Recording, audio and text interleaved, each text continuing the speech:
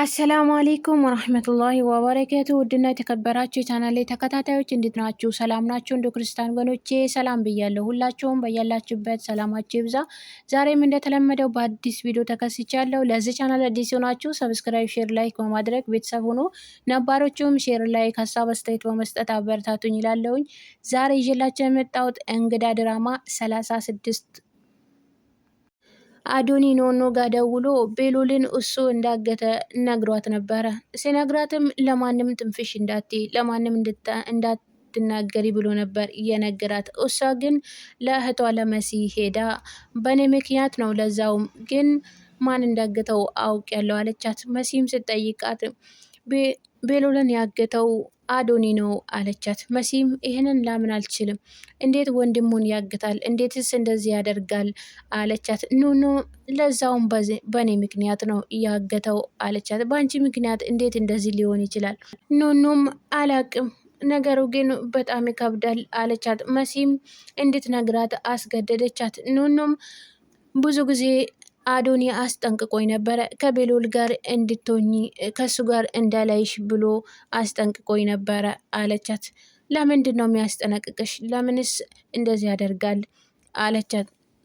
ኑኑም እኔ እንጃ ነገሩ ሁሉ ግራ ገብቶኛል፣ ግን እሱ ብዙ ጊዜ ሲያስጠነቅቀኝ ከሱ ጋር እንዳትሆኚ አንቺ ለእኔ ብቻ ነሽ የእኔ ብቻ ነሽ እያለኝ ነበር አለቻት። መሲም ተገረመች። እዚህ ቤት ውስጥ ምን እየተከናወነ ነው? እኔስ ግራ ገብቶኛል። መሲም እንዴ ይሄን ያህል ተቀራርባቸዋል እንዴ ብላ ጠየቀቻት። ኑኑ አረ አልተቀራረብንም፣ ምንም አይደለም፣ ግን ዝም ብሎ ነው እንደዚህ ያለኝ አለቻት። መሲም አዶኒ ጋር እደውላለሁ ብላ የኑኑን ስልክ ቀማቻት። ኑኑም መጀመሪያም አዶኒ ስላስጠነቀቃት በጣም ፈራች፣ ምክንያቱም ማንም እንዳያውቅ ብሏት ነበረ። መሲም እደውላለሁ ስትል ኑኑ በጣም ደነገጠች። ምክንያቱም እኔ ለሌላ ሰው ወሬውን እንዳስተላለፉ ካወቀ የሆነ ነገር ያደርገዋል፣ እባክሽን እንዳትደውይ አለቻት። መሲ ግን እሺ ልትላት አልቻለችም።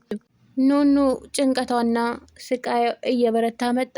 ምክንያቱም ቤሉልን ሀሳብና ጭንቀት ይዟታል። እንዴትስ አስለቅቋለሁ? እንዲሁ ባስፈታው ራሱ እኮ አብሬው አልሆንም፣ ምክንያቱም ሁሉም ሰው ከሱ ጋር እንዲሆን አይፈልግም ብላ ያሳለፈችውን ሁሉ አብሮ ያሳለፉትን ሁሉ እያሰበች እያሰለሰለች እያለቀሰች ትገኛለች። ቴዲና ኢትዬ ሄለን ተገናኙ። ኢትዬ ሄለን ቤሉል ማገቱን የምታውቀው ቴዲ እንደያዘው ነው። ቴዲ ግን አልያዝኩም አባባ ይሙት ብሎ ምሎ ነግሯታል። እሷ ግን ልታምን አልቻለችም። እንዴ ማን ነው የሚያግተው ታዲያ? እንዴ ታገተ ወይ አልታገተም የሚለው ነገር የራሷ ሀሳብ ሆነባት። ኢትዬ ሄለንም ለቴዲ አግዘኝ ባክህ ብላ ተማጸነችው። ቴዲም ካሁን በኋላ ከአንቺ ጎን መሆን አልፈልግም፣ መቀጠልም አልፈልግም አላት። እሷም በጣም ደነገጠች። ቴዲ ብላ ደጋግማ ጠራችው። በዚሁ ማቋጨት ነው የምፈልገው፣ ስራ አለብኝ፣ አሁን መሄድ አለብኝ አላት። ቴዲም ጥሏት ሲሄድ ደጋግማ ጠራችው። እሱም ቆም ብሎ አቤት፣ ይሄ ሁሉ ፉከራሽ የት ሄዶ ነው አላት። የተጣለን የሚያነሳ አምላክ አለ። ወድቄ ከንቱ ሆኜ አንቺ ስር መሆን ይመስልሽ ነበረ? የትዬ ሄለን ህይወትሽን ሁኝ፣ ህይወትሽን ኑሪ፣ ማስጨነቅ ካላቆምሽ ስራውን ራሱ ማቆም እንችላለን፣ በስራው ራሱ ማገናኘት አንችልም አላት። ጆንም እስከ ሄለን ቤት ድረስ መጣ። ከዛም ከኤልሾ ጋር ተገናኙ። ኤልሾም ምን እየሆንሽ ነበረ?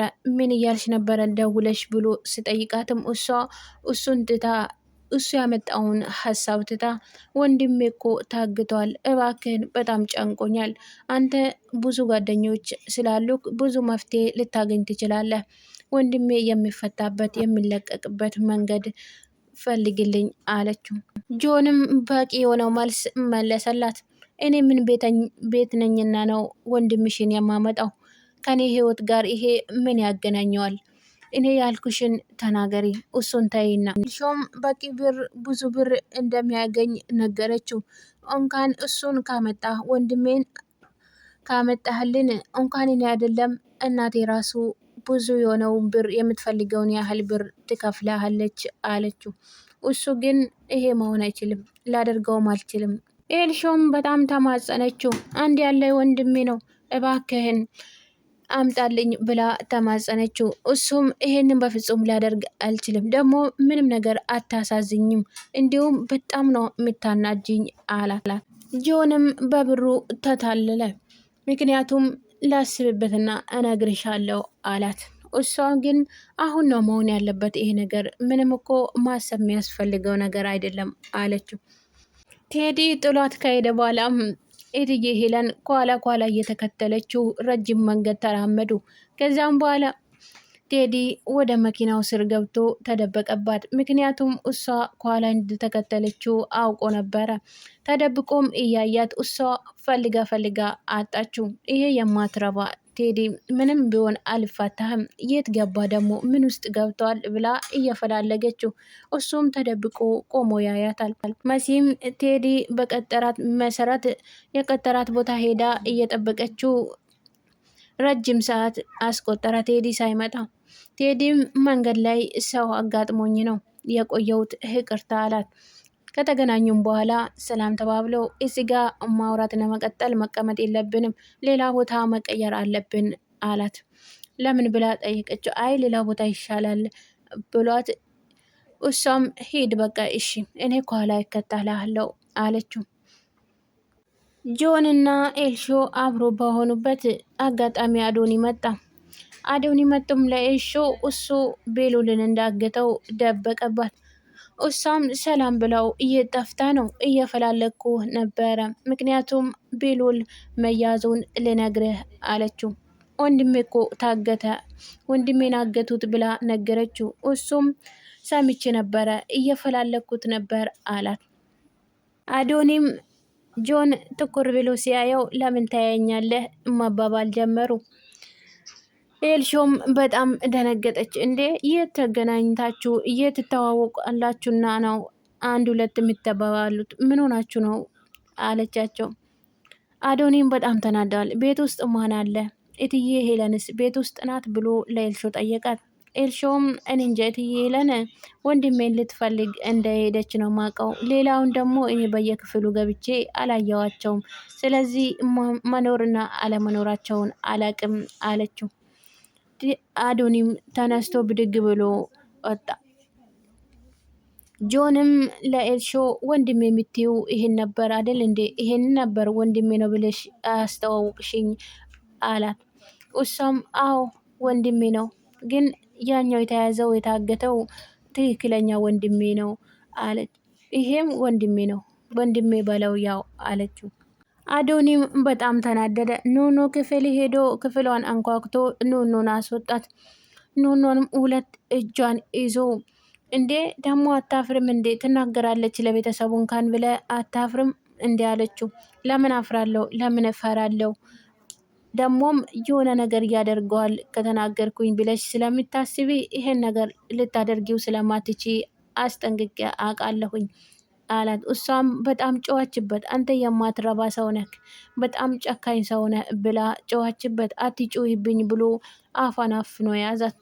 አዶኒም በጣም ተናደደ። እሱ ምክንያቱም በጣም ይወዳታል። ቤሎል ጋር እንድትሆንና ቤሎል እንዲያፈቅራት ምንም አይፈልግም። እሱ በጣም ስለሚፈልጋት እሱን የሆነ ነገር አድርጎ እሷን ወደሱ እንዲያደርግ ነው የሚፈልገው። ኑኑ ግን ምንም ነገር ቦታ የላትም ለሱ። ኑኑ የምትወደው ቤሎልን ነው። መሆንም የምትፈልገው ከቤሉል ጋር ነው። ቤተሰብ በሙሉ ከቤሉል እንድትሆን አይፈልግም።